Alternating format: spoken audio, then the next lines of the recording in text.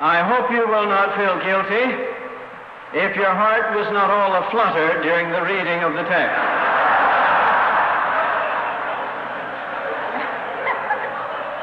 It's not very interesting. It's a list of names, a list of strange names.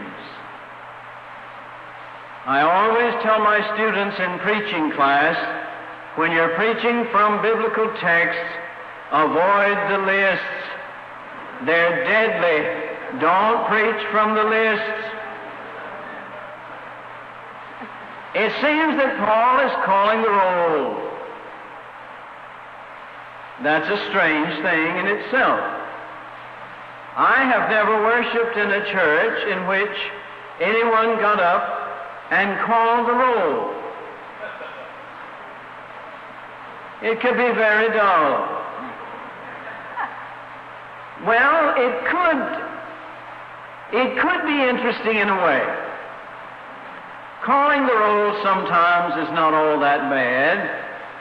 Last December, I was summoned, Superior Court, DeKalb County, Georgia, to serve on the jury. On Monday morning at 9 o'clock, 240 of us formed the pool out of which the juries for civil and criminal cases would be chosen.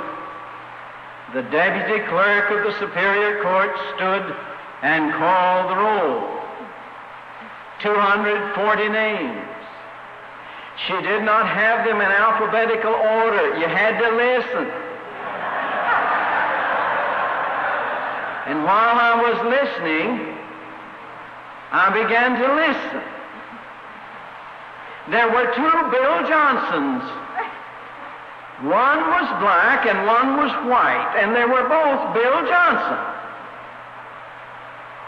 There was a man named Clark, a Mr. Clark, who answered when the clerk read, Mrs. Clark.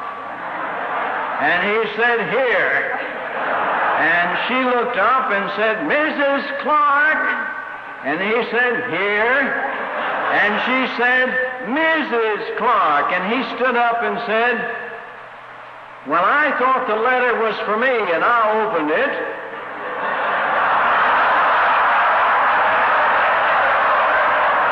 And she said, we summoned Mrs. Clark. And he said, well, I'm here. Can I do it? She doesn't have any interest in this sort of thing.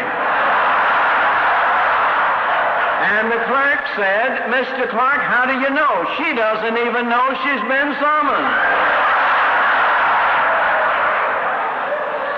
This roll call is pretty good. There was a man there whose name I wrote down phonetically because I couldn't spell it. His name was Zerfel Leichenstein. Zerfel Leichenstein. I remember it because they went over it 5 or 6 times, mispronouncing it. He insisted it be pronounced correctly, and finally stood in a huff and said, I see no reason why I should serve on a jury in a court that can't pronounce my name. The woman next to me said, Leichenstein, I wonder if he's a Jew. I said, well, I don't know. Could be. Does it matter? And she said, I am German. My name is Zeller. And I said, well, it doesn't matter. That was 40 years ago. And she said, he and I could be seated next to each other in a jury. I said, well, you were probably just a child when all of that happened years ago. And she said, I was 10 years old. I visited grandmother. She lived about 4 miles from Buchenwald. I smelled the odor. You're calling the roll.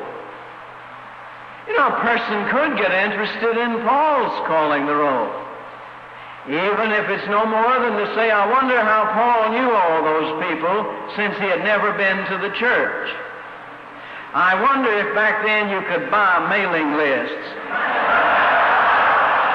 After all, he wants to raise money in Rome for his Spanish mission, and he is politically wise, and he says, tell this one hello and that one hello. Some scholars think this doesn't even belong in Romans. He's never been to Rome.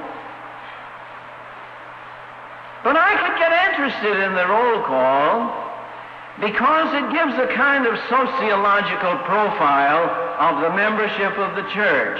Now, I don't expect you to remember, but in the list there is a husband and wife, Aquila and Priscilla. There's a man and his mother, Rufus and his mother. There is a brother and sister, Nereus and his sister. There are brothers, Andronicus and Junius. There are sisters, Tryphena and Tryphosa. There is an old man, Epicnetus. Isn't that an interesting profile of the church? There's a single woman, Mary.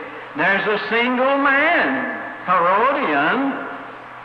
Not a lot of nuclear family there at all, except as Christ has called them together. It's an interesting list, sort of. Not very. But for Paul, it's not a list. Don't call it a list. He's packing his stuff. He's in the home of Gaius in Corinth, who is host to Paul and host to the church in Corinth. And Paul is getting ready to go west to Italy and to Spain. He's about to move to a new parish, one far away. He is now about 60 years old, 59 years old, I would guess. He feels he has one more good ministry in him. Most churches don't want a person 59 years old. But those churches had no choice because Paul started his own. And he wants to have one other ministry because he got a late start. He was probably about 35 when he started. He doesn't have much to pack, his coat and his books and a few other things.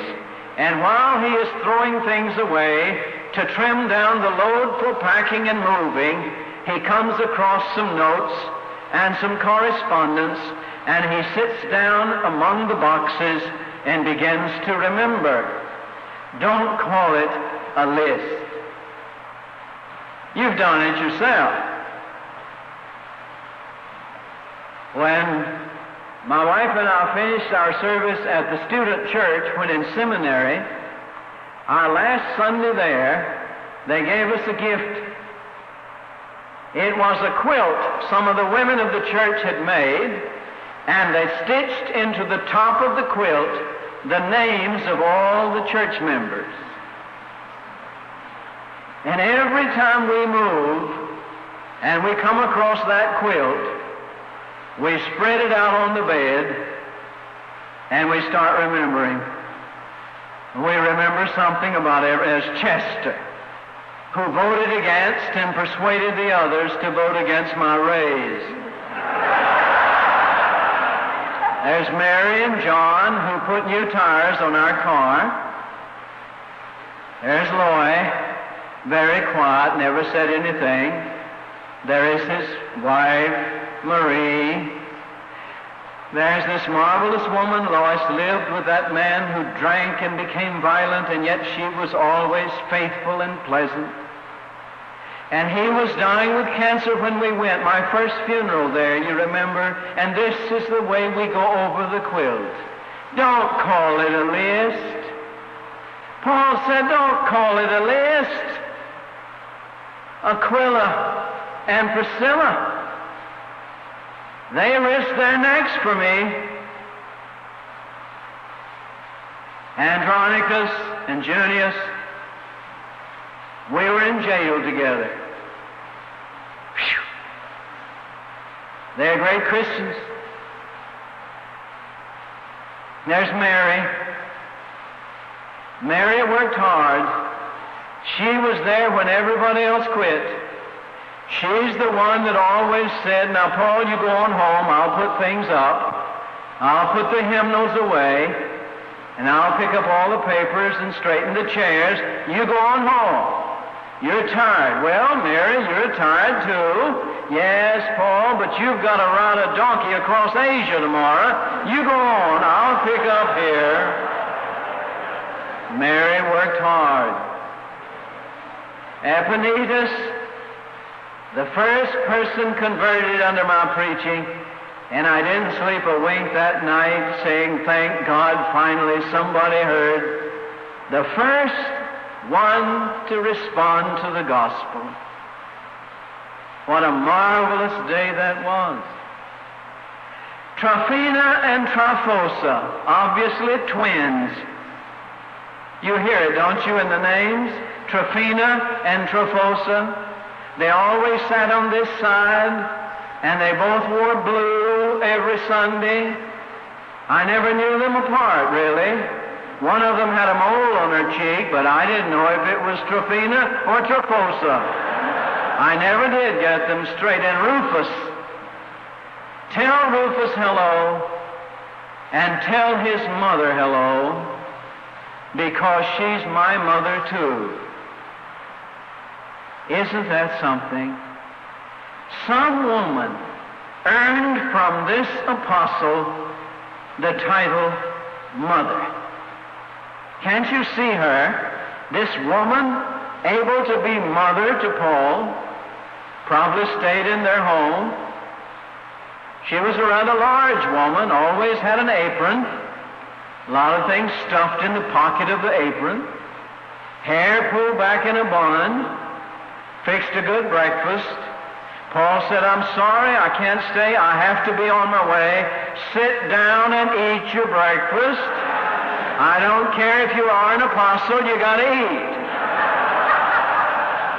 Tell my mother hello. This is not a list. I remember when they brought the famous list to Atlanta. The workers set it up in the public place, block after block, to form a long wall of names. Vietnam, name. Some of us looked at it like it were a list of names. Others went over closer. Some walked slowly down the column. There was a woman who went up and put her finger on a name. And she held the child up and put the child's hand on a name. There was a woman there who kissed the wall at a name. There were flowers lying beneath the wall. Don't call it a list. It's not a list. In fact, these names in Romans 16 are for Paul extremely special. Because even though he says, hello, say hello to, say hello to, say hello to, what he really is saying is goodbye. Oh, he's going to Rome, he says, but before he goes to Rome, he has to go to Jerusalem. He's going with the offering, and he's going into a nest of hostility. And so at the end of chapter 15, he says to these people, pray with me, sunarchonidzomai, agonize with me, that I won't be killed in Jerusalem, that the saints will accept the money in Jerusalem, that I'll get to come back and be with you.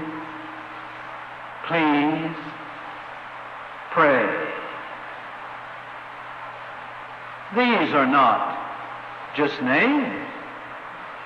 Do you have a piece of paper? Do you have a piece of... Well, use your worship bulletin. Would you write in the margin somewhere or at the bottom these words? I thank my God for all my remembrance of you. I thank my God for all my remembrance of you. And write a name. You choose the name. You remember the name. Write another name, and another name, and another name.